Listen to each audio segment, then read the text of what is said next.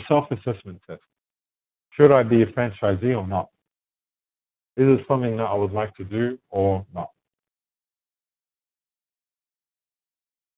So let's say you've done number one. The question is, what are your reasons for wanting to own a franchise? Is it really for the money? Or is it because you want to be your own boss? Or is it to make your own hours? Or is it because you really just want to change? So this is possibly the most important question you can ask yourself before entering the world of franchising. You probably won't get rich, at least not immediately, and you'll probably have to work really long hours, strenuous ones, at least at the beginning. But the end result is a sense of self-satisfaction, and long-term results typically well worth the wait. So buying a franchise is probably not a good idea if you're seeking relief from your current career, because there's going to be a lot of hard work ahead. Question 2. Are you driven by financial earnings? Would you like to make more money than you are at present? So I think your self-motivation will be the characteristic that holds you steady when the going gets tough. So keep this in mind, because if you decide to go into the franchise industry, if you lack motivation, I don't think franchising or owning a small business yourself is probably the right thing for you to do. Number 3, do you mesh well in the corporate environment? Do you enjoy having a boss? Have you ever been referred to as a rebel? So if you like being your own boss, then franchising is definitely something that could help you do that. If you're content with others in authority positions, that could be a sign that it might not be the right thing for you. So having that spirit of really managing yourself is one of those key indicators that could tell you that it could be for you.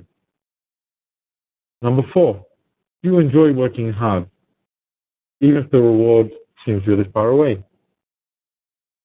So if you have a strong work ethic and you don't need the benefit of immediate payoff, then franchising could work. It doesn't have to be slave work, especially I think in the Middle East, where there aren't that many self-owners managing their own franchises. They usually build up teams and get managers. But a successful franchise would require a lot of your time. So it is your investment, and if you have to put in those extra hours to make sure that you're securing your future, especially probably in the first 2 years, then it's something that you have to do, and you probably have to wait at least a couple of years for that payoff also. So number 5, are you independent? Do you seize initiative, or do you wait for others to take a leadership role? Do you seek others' approval before making a decision? So self-reliance is a necessary trait in the world of franchising. It's imperative that you're capable of handling day-to-day business affairs. However, there is some solace in the fact that when you own a franchise, you do receive a lot of support and training from the franchisor if it's a good franchise, which could have a significant benefit and a big advantage over opening your own business outside of the franchising model. So number 6, are you a risk taker? So regardless of the angle, I think franchising is definitely considered a risk. While there are less risks than probably opening up a new store on your own, there still is risk involved, and you need to keep that in mind. Number 7, do you generally have a positive outlook towards your work or your endeavors? So having a negative outlook is probably not an affordable luxury in franchising or in running your own business. It needs to be a priority for you to have a positive outlook if you're going to enter the franchise world. And it's easy to say maintain a positive attitude, but this one's definitely a precursor to success and something to make sure you're able to hold up. Number 8, Do you consider yourself to be a people person? Are your interactions with others effective? And do you find that you like others? So this is basically a people question, right? So it's imperative to have a positive outlook, but it's also important to have and utilize good people skills.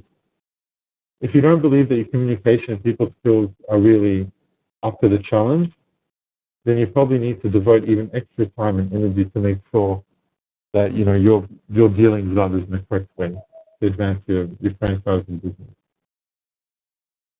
Can you abide with a system that is already in place, or do you have to have everything your own way? So again, the foremost reason for success of franchising as an industry is because the learning curve is shifted from the franchises to the franchisee. So you should be able to get in there and start a lot quicker. So it's important to remember that there is a successful system already in place in order for you to be successful. You must be willing to abide by the system. If you can put your way on hold, you will find success.